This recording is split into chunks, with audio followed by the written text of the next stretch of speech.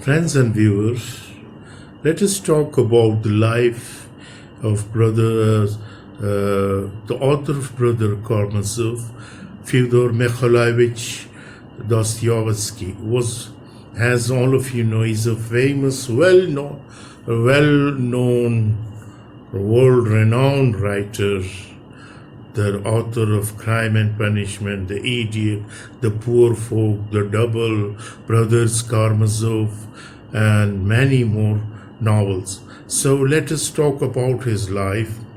Fyodor Mikhailovich Dostoyevsky was born of lower middle class parents in 1821.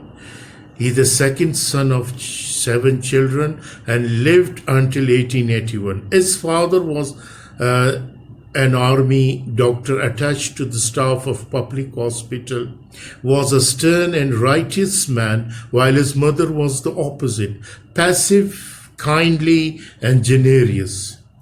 And this fact accounts perhaps for Dostoevsky's often filling his novel with characters who seem to possess opposite extremes of character. Dostoevsky's early education was an army engineering school where he was apparently bored with the dull routine and unimaginative student life.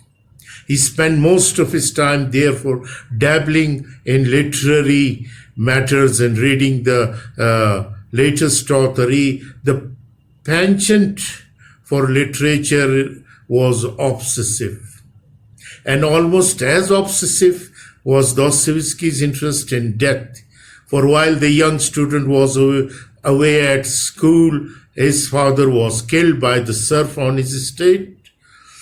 The sudden and savage murder smoldered within the young Dostoevsky,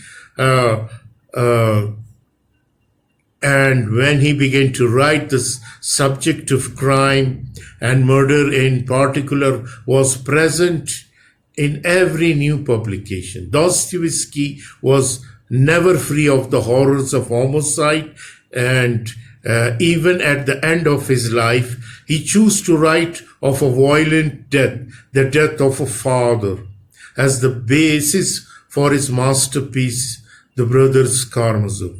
After spending 2 years in the army, Dostoyevsky launched his literary career with The Poor Folk, a novel which was an immediate and popular success and one highly acclaimed by the critics.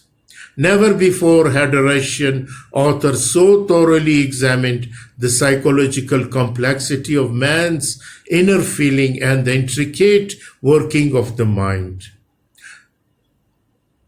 Following Poor Folk, Dostoyevsky's only important novel for many years was The Double, a short work dealing with a split personality and containing the genesis of a later masterpiece, Crime and Punishment.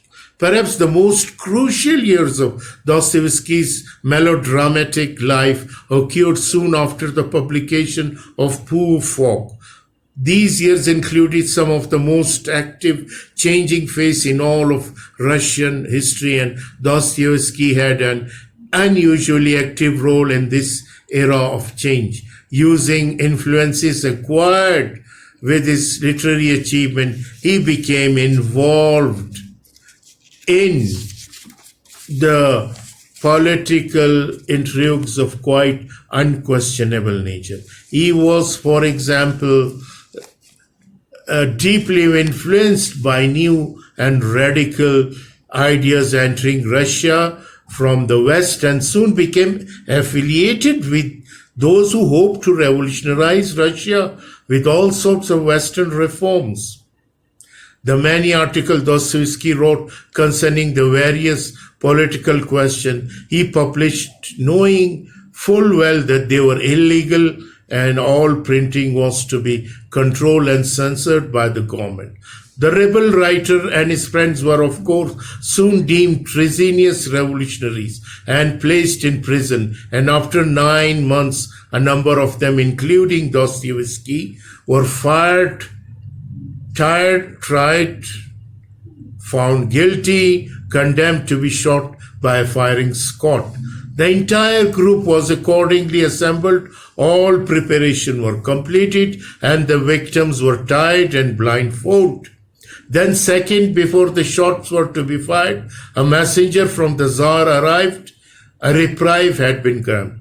They were pardoned at the nick of the hour. Actually, the Tsar had never intended that the men were to be shot.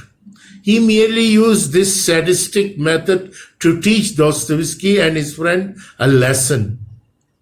This soul-shaking, harrowing encounter with death, however, created a never-to-be-forgotten impression on Dostoyevsky. It haunted him for the rest of his life. After the commutation of the death sentence, Dostoyevsky was sent to Siberia, and during the years he changed his entire outlook on life. During this time, amidst horrible living conditions, stench, ugliness, hardened criminals and filth, he began to re-examine his values. There was total change within the man. He experienced his first epileptic seizure, and he began to reject a hair-told blind acceptance of new ideas which Russia was absorbing.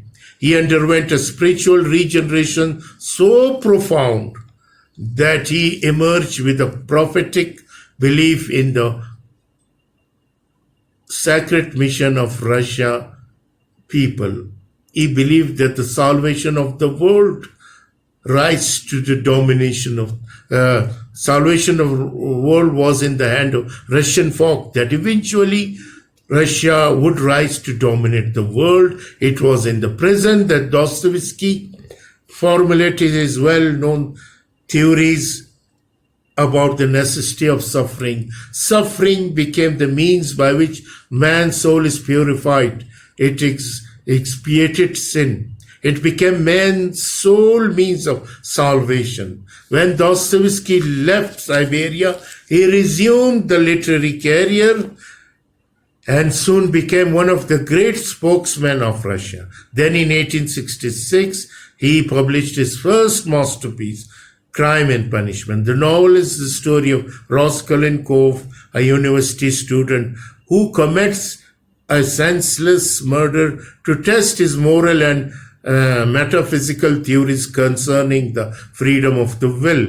The novel exhibits all the brilliant psychological analysis of character for which Dostoyevsky was to become famous, and incorporates the theme of the redemption through suffering. Most of Dostoyevsky's adult life was plagued with marital problem, epileptic seizure, and most of all by creditor. Often he had to compose novel at top speed in order to pay his many mounting debt. But by the end of his life, he was sufficiently free of worry so that he was able to devote all his energy to the composition of Brothers Karamazov. At his death, only a year after the publication of masterwork, he was universally acknowledged to be one of the Russia's great writers. Ladies and gentlemen, Dostoyevsky had influenced a lot of the writers. So I had, as I told you, the background and the life which contributed to his mental approach and his great work he had published. So Dostoyevsky, Fyodor Dostoyevsky, his name will remain forever in the world history of world literature. Thank you very much.